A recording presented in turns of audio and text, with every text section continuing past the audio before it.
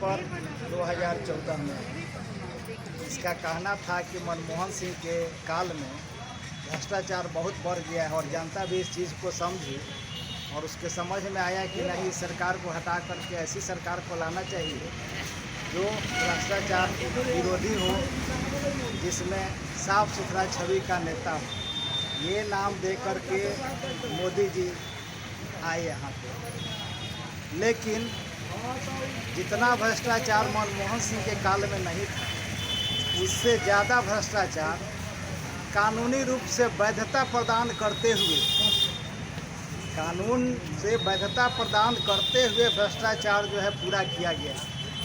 अभी एकदम नया न्यूज आया है इलेक्टोरल बॉन्ड का। इलेक्टोरल बॉन्ड क्या है कि कोई भी व्यक्ति, हिंदुस्तान का कोई भी व्यक्ति किसी बैंक से एक बॉन्ड खरीदेगा, करोड़ों रुपए का बॉन्ड हो सकता है, उसमें उसका नाम नहीं आए और जिस पार्टी को मन कर उस पार्टी को वो जो है इलेक्टोरल बॉन्ड दे सकता है, वो पैसा चुरा लेगा बैंक से, उतना पैसा होगा। अभी तक के रिकॉर्ड में जो है लगभग बीजेपी को 16 लाख करोड़ रुपया का इलेक्टोरल बॉन्ड मिल चुका है।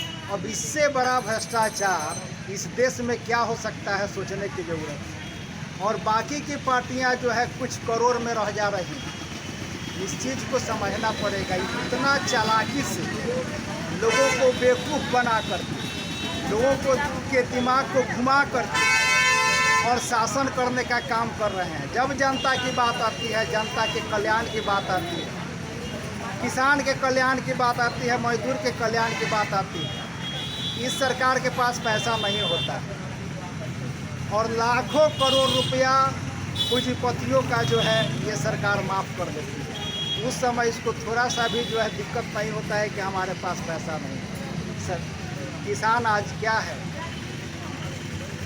दिल्ली में हजारों की संख्या में किसान आए हैं।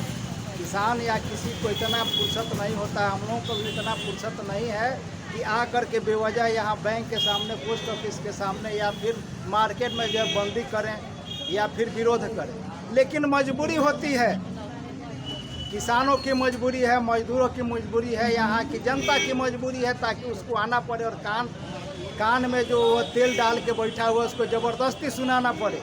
इसी तरीके से वहाँ के किसान जो है कील कांटों को तोड़ करके, बड़े बड़े बैरियर पर पूरा पत्थर जो है लगाया हुआ है उसको तोड़ करके प्रदर्शन कर रहे हैं, सिर्फ इसलिए हमारी जो लागत है उस लागत का 1.5 गुना पैसा हमको दीजिए, इसकी गारंटी कर दीजिए।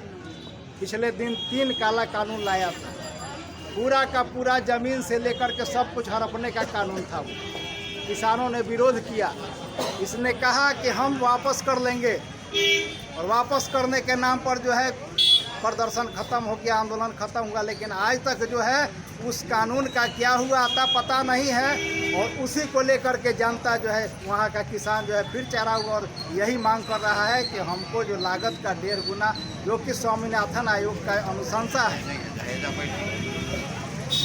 स्वामीनाथन आयोग की अनुशंसा को लागू करने की, जबकि ये सरकार वादा की थी। ऐसा भी नहीं है कि हम लोग ज़बरदस्ती उसे उसने वादा किया था कि जब हमारी सरकार आएगी तो हम स्वामीनाथन आयोग की अनुशंसाओं को लागू करने का काम करेंगे, हम किसानों के कर्ज को माफ़ करने का काम करेंगे। लिए सरकार लगातार जो है झूठ बोलती है, फरेब करती है और सिर्फ जो है धर्म के नाम पर लोगों को बांटने का काम करती है। इसके अलावा दूसरा कोई इसका काम नहीं। और यहाँ की जनता भी भोली भाली है, राम के नाम पर, राम मंदिर के नाम पर जो है उसको वोट कर देती है और ये समझती है कि राम ही सारे समस्याओं का समाधान कर देंगे। लेकिन ऐसा नहीं है। सच्चाई ये है कि राम सिर्फ आपको जो है मन बहलाने के लिए है, राम कुछ देने उन्ने वाले नहीं हैं। जब भी मिलेगा आपको आपके कर्मों से मिलेगा, आपके मेहनत से मिलेगा, आपके जुझारूपन से मिलेगा। ऐसे फ्री में कुछ भी नहीं मिलता है।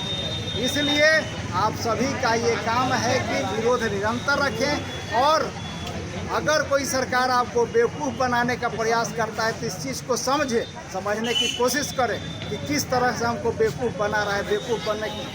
बेवकूफ़ बनना बंद करें और आने वाले दिन में जो है इस जनता विरोधी सरकार को, किसान विरोधी सरकार को हटाने का काम करें।